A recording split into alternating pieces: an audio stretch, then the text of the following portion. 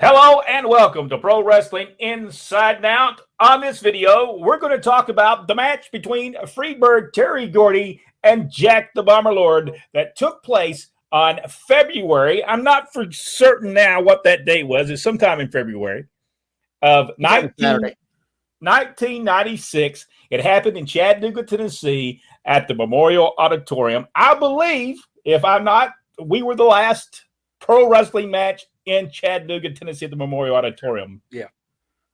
Yep. We were in it. There is comments on the video, and we do appreciate you commenting. We'd love for you to hear your comments. When we do read them, now it may take us a while to get to them, but we do read your comments. And let me read through a couple of these comments that was sent in on this video. One of them was awesome, but not to run your mouth with Terry Gordy in the building. Rodney, explain exactly what happened.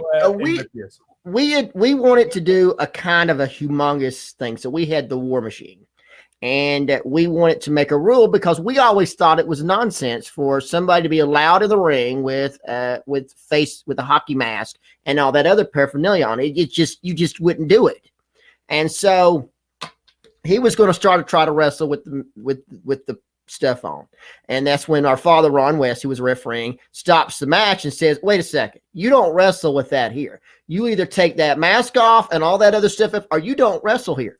And Dad did a fabulous job on that. He had to, if you'll notice in it, if you watch it again, he kind of edits himself because I think he was going to cuss. Which comes over great because I mean it wasn't pre-rehearsed, didn't sound like rehearsed or written.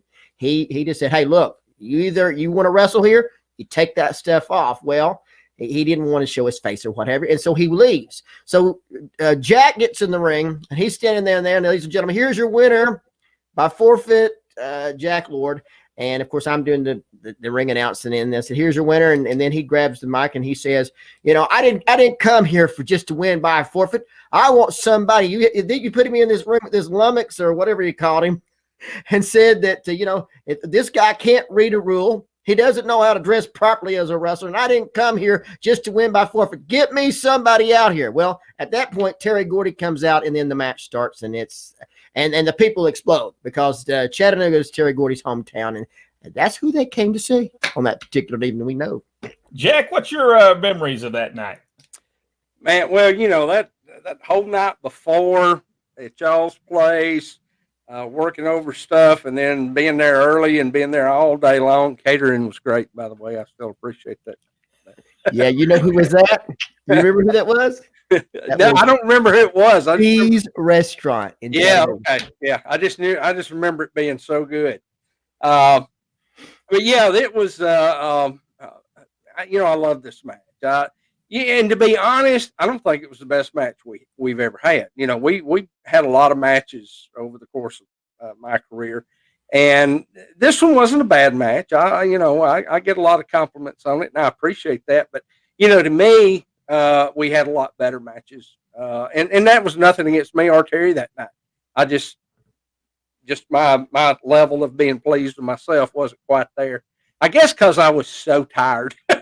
Yeah, it was a long day. Like I say, we had been there, and that was either the first or second of 3 matches that I wrestled that night too. So, yeah, it was a tiring day, but it was fun. Man, it was so much fun. We did so much stuff. I remember losing Terry that day, and we were trying to film and do some pre-tapes for interviews and stuff, promos, and we couldn't find him. And we were all 3, and plus your dad, going out looking for him. Nobody could find him, and I'm going down the stairwell, and I smelled something. And stepped out the back door, which the back door is right on the street. I mean, there's a tiny little sidewalk. Yeah.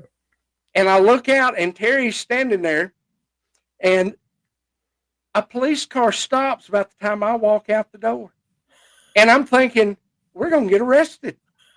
And Terry just never puts it down, just leans over, and they roll the window down and say, hey, Terry, you going to be at whatever club it is tonight? And he said, yeah, I'll be there. He said, "Oh, we'll see you then." There we go. I thought he could kill somebody in this town and get by with it. But it was fun. It was fun. It's the first time I'd got to see Terry in several months, and yeah, it was a great time. Jack Murray said, "You better watch out, because I'm a war machine." Michael Warren said, he said, "Hey, that's Steve McGarrett in the ring." Here's what I wanted to talk about. The people that said some things about Terry Gordy on this show, and they said he wasn't in the greatest physical shape. He lacked intensity and drive and work rate that he possessed. This is what gets me, is they say before brain damage. Jack, you worked with Terry. Do you remember any brain damage of Terry Gordy? I won't say it's brain damage. He had a little neurological issue from overdosing. He did, on the flight back from Japan. It was a scary time. There was no issues in the ring. There were no issues in the ring. Terry was always Terry right up till the end. He was great. When he passed away, it was a true shock to me.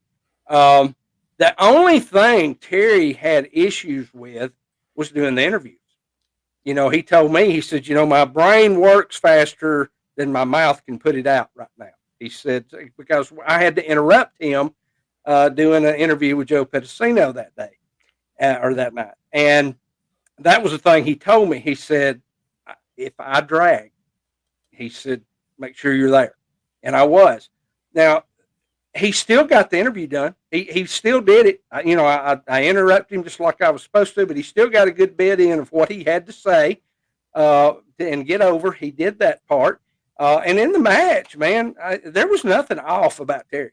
Absolutely nothing. And when they say he didn't have that intensity, you wasn't in the ring with him, buddy. I was. And I'm telling you, I was sucking air trying to keep up with him. Well, many people don't know this because it's not covered in that particular match, but we had a very intense or strict rule system during these matches. You only had 3 rule infractions and it was a disqualification. There was no punching. There was none of that. So, and we were trying to make it as legitimate as possible. So no, he couldn't do a lot of the stuff if you're talking about using chairs and that kind of thing, because that could get you not only thrown out, but get you suspended. And that's the way we approached it, so that we had a real strict rules, so that later on when we had a no disqualification match or we had something break loose, it meant something. If you're doing it all the time, it doesn't mean anything. It's kind of like, it's kind of like eating cake every meal. It just does. Eventually, it just doesn't taste as good as it just having every once in a while. I would try it though. Yes, well, now Terry and I also, especially when we wrestled each other, we enjoyed getting hit. I mean, that was just, a lot of guys in the wrestling business didn't like that. They wanted you to be light as a feather. I couldn't do that, and I didn't enjoy that. If I didn't feel it, I couldn't sell it. So I would tell people to do that. And Terry, he would get me booked to work with him before he went to Japan, because he had to get in that mindset, and he knew I did not care to get hit, and I didn't care to hit him back. And then when he would come back, it'd be the reverse. He'd have to learn how to lighten up just a little bit, and we could do that together. But, you don't kill each other. We weren't that night, but we were definitely laying some stuff in there. It's sad, because I dealt with Terry Gordy a lot during this point in time, and I never seen Terry Gordy. What people don't realize is Terry Gordy had started in 1976. Yep. But this time he had wrestled for 20 years.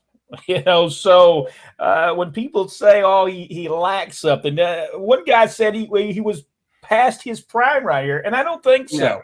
Terry Gordy did everything he was asked to do that night. He did everything that he was told to do, and be honest with you, we did not ask him to do much because we were building to that. So Terrence Fulton said he's in better shape on this wrestling match than the Undertaker was when he faced Goldberg. I don't know what you're talking about. He was in great shape because he had lost a lot of weight. He was having some serious knee issues. So later on in his career, when he, from this point on, he did slow down a little bit. it wasn't because the heart wasn't there and the mind wasn't there. It was because the knees weren't there, and he was struggling to get through, and keep his weight down enough to where he could avoid having those knee replacements. And the last time I talked to him, which was just a week or two before he passed away when we did the show in Birmingham, he told me that. He said, I've gone about as far as I can go. I'm going to have that knee surgery done. So, to me, I work with them, and we appreciate everyone's comments, but I did want us to point out that we dealt with Terry Gordy during this time, and by the time right before he passed away, Terry Gordy, I think his knees wasn't in as bad of a shape as he was in before, and he could go. He could go. Charles Baker said that was a great match, by the way, on the thing as well. Thank you. Humongous. I mean, with he and Humongous in Birmingham, that was an awesome match. Yeah. And I could have seen that going just super huge main event type match. They did a great job, and I told Dad when we left there, I said Terry was on tonight. Yep. And he was.